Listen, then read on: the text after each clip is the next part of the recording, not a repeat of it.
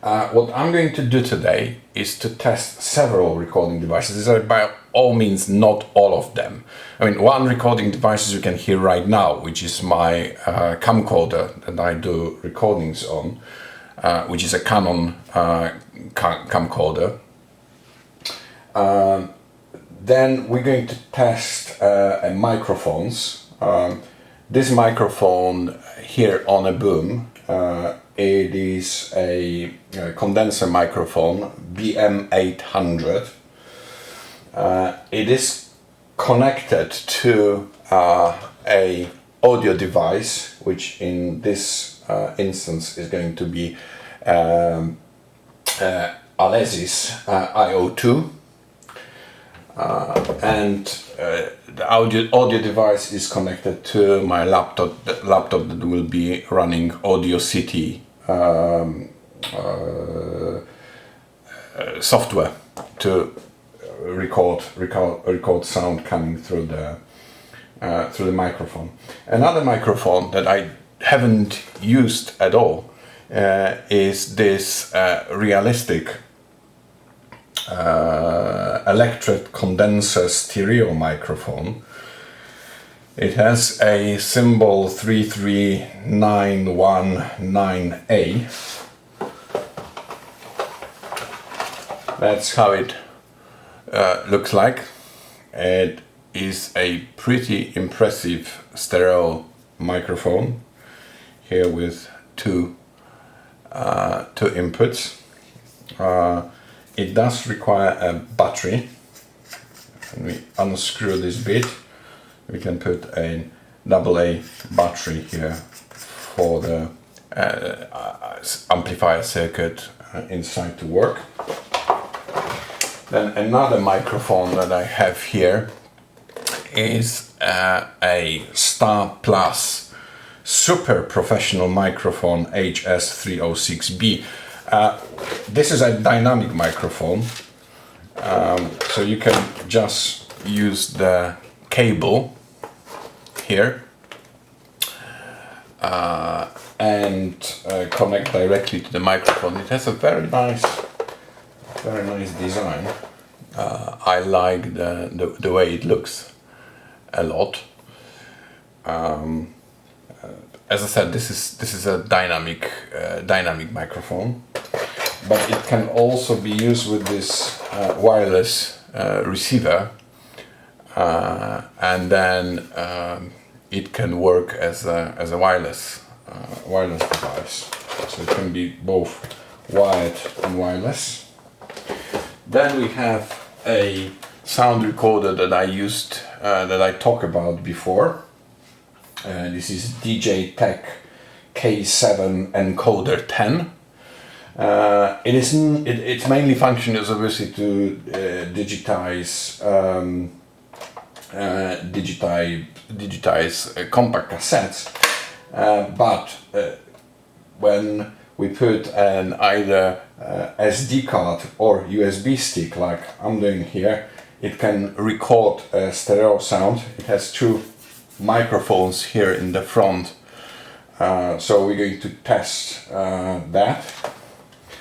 Then I'm going to record the sound on my mobile, and then I'm going to use the good old dictaphone.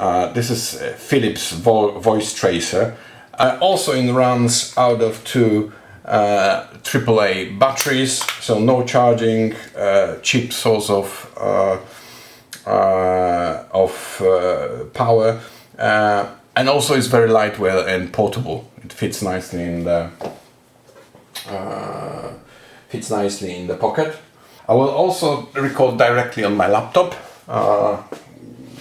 old-fashioned Lenovo, so it is rather ancient device, but still quite useful. And then we'll try to compare. Now, I just wonder what I want to record. I want to record my voice, because that's what I'm interested to find out about. How does it sound, and what are the differences with my voice on these devices. I'm not going to record any music or instruments or anything like that. I'm purely interested in the voice. To test the voice, the text that you can use, if you want to be really professional, you could use something that is called hardware sentences or hardware lines. This is a set of 720 sentences that are composed in a way to test human voice recording. They are completely nonsensical, so they do not create any story. And I thought reading sort of like random sentences it's probably going to be a little bit boring. Although they are designed for the purpose I was actually going to do. I'm rather going to use a text with some facts on human voice. And I thought that's going to be far more entertaining for me to read, and probably for whoever, if there is anybody who wants to listen and find out about those tests. And then I will switch the recording throughout the video to compare how it works. So. Dynamic microphone to condenser microphones. I'm not going to cover differences between them. You can find plenty of on it online and how to use them and so on. Basically, condenser microphone will get the sound, more ambient sound, more sound from around, whereas the condenser dynamic microphone is more directional. So it needs to point to the source of sound in order to record it. I'm recording this in my lounge here. There is obviously some traffic happening outside of the house. There is a fridge in the kitchen, so occasionally we may hear some outside noise. Here you can see the analysis of the file. It is first about 40-45 seconds of the recording. On the x-axis, on the horizontal axis, there is time. It's actually on the top. There is small numbers in seconds, and on the y-axis we can see the spectral analysis of the frequencies.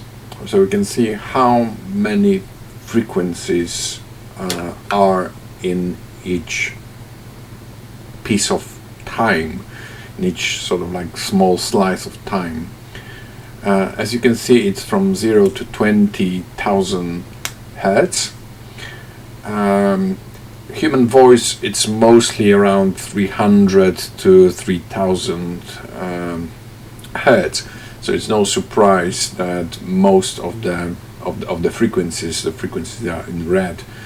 Yellow and red, so most of the frequencies are in this kind of region between 300 to 3,000 hertz.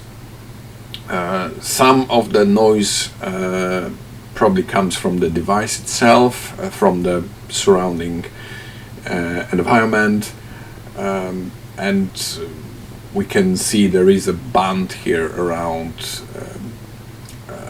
8 to 9,000 hertz that this particular mic is picking up.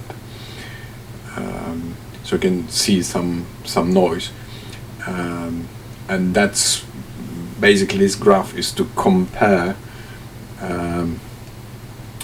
different devices, how sensitive they are, and which frequencies they tend to pick up.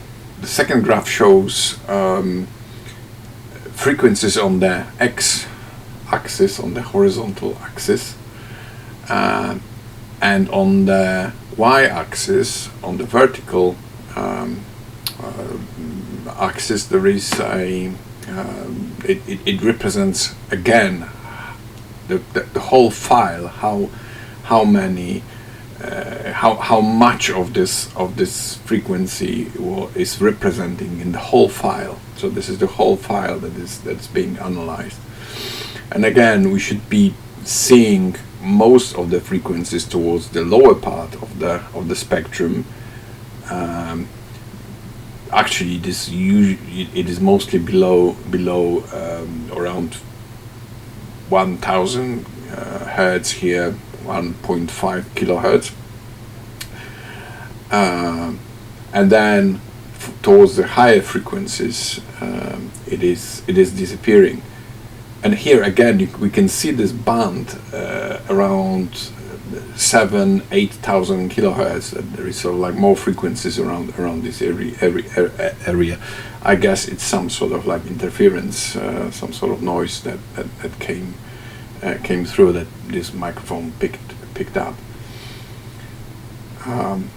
I did it for all devices, and basically we can compare these graphs between different microphones and see whether the sound characteristics has any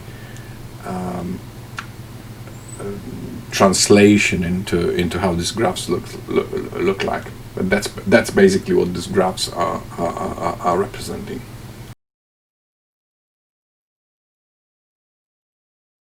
For decades, scientists thought a key element of generating voice was the Bernoulli effect, the same change in relative air pressure that allows airplanes to fly and curveballs to befuddle butters. We now know, however, that voice generation is far more complex. Muscles in the vocal folds provide resistance to air in the lungs. As air is exhaled, it pushes between the folds, which opens and closes rapidly. Air above the folds is alternately compressed and decompressed, creating sound waves. Researchers at the National Center for Voice and Speech theorize that singing is a more right hemisphere brain function, while speaking is more left hemisphere dominant. This dichotomy is why some victims of stroke, unable to speak, can still sing. It's also why some famous singers, including Carly Simon, Mel Tillis and Bill Withers, ply their trade with no problem, but sometimes stutter in conversation. Conversational voice is about 60 decibels, but the loudest human voice, according to Guinness World Records, belongs to teaching assistant Jill Drake of Kent, England. Her scream of 129 decibels was equivalent to noise levels at an AC/DC concert and about 30 decibels louder than a jackhammer. The most complex language to voice is Ku, spoken mostly in Botswana. It has 112 distinct sounds. English, by comparison, has about 40. Tuva, as one might expect, is where Tuvan throat singing or Kume originated. The nomadic people of this small corner of Siberia prize multiple pitches in their music rather than single clear tones. Some throat singers can produce 4 tones simultaneously. To understand throat singing technique, imagine bagpipes. Just as pipers first produce a low drone and then layer on additional tones, throat singers start with a droned vocalization and then manipulate the vocal folds root of the tongue of epiglottis, a flap of cartilage at the base of the tongue, to add additional notes.